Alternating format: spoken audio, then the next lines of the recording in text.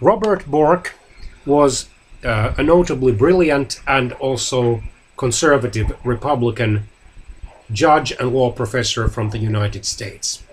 He was born in March 1927 in Pittsburgh, Pennsylvania, and died in December 2012, aged 85, in Arlington, Virginia. Most notably, he served as a Yale Law School professor, the United States Solicitor General in the last months of the Nixon administration, the acting United States Attorney General, and then as a judge of the United States Court of Appeals for the District of Columbia Circuit.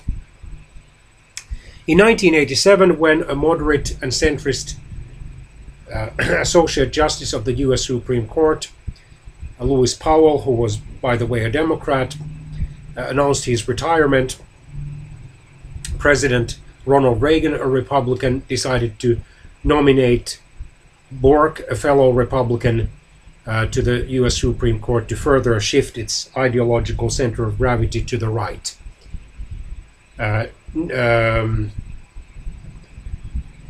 Reagan had already successfully made 3 Supreme Court appointments. In 1981 to replace Potter Stewart, another moderate to centrist Associate Justice, by the first female justice on the U.S. Supreme Court, Sandra Day O'Connor, who, although a Republican, was not a solidly conservative one, but rather tried to be somewhere in the middle of these labels, conservative and liberal.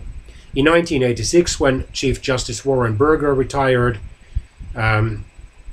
instead of looking for a new Chief Justice outside the U.S. Supreme Court, President Reagan nominated William Rehnquist, who had served as an Associate Justice on the U.S. Supreme Court since 1972, as the new Chief Justice, and despite Democratic opposition, which however was not unanimous, he was confirmed. And then to replace the new Chief Justice as an Associate Justice, Reagan nominated another conservative Republican judge, Antonin Scalia, to the U.S. Supreme Court successfully. However, this nomination failed. Of course, it had to do with partisan politics.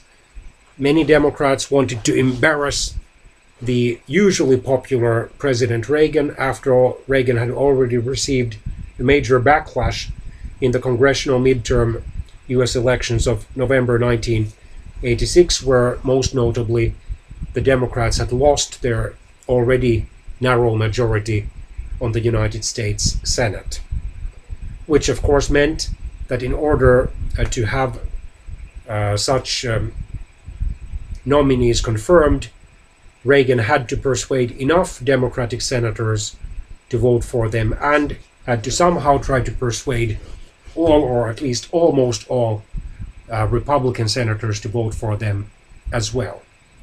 Also, such liberal senators as Edward Kennedy of Massachusetts wanted to show Reagan that he just could not get all conservative nominees confirmed in a Democrat-controlled Senate. And Kennedy was one of the most vocal opponents of Judge Bork's confirmation as an Associate Justice of the United States Supreme Court. Even such liberal American historians as the late Henry Steele Commager admitted that Judge Bork was a very brilliant man. However, they questioned his strict constructionist or originalist views of the U.S. Constitution, which in the opinion of such American liberals as the late historian Commager, failed to account for the huge transformations that had happened in the United States in the 2 centuries that the U.S. Constitution had been in existence at that time. Cultural, religious, economic, technological, gender, ethnic, racial, and other transformations. Educational ones as well, and of course the size of the electorate and the size of the population had just exploded during those 2 centuries.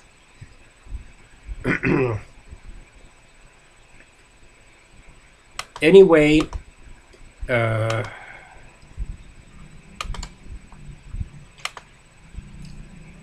July 1987, Reagan announced the nomination of Judge Robert Bork to serve as an Associate Justice of the United States Supreme Court.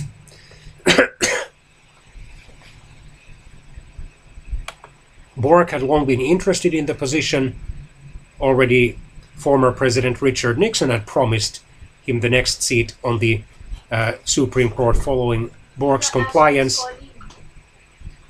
in the controversial Saturday Night Massacre.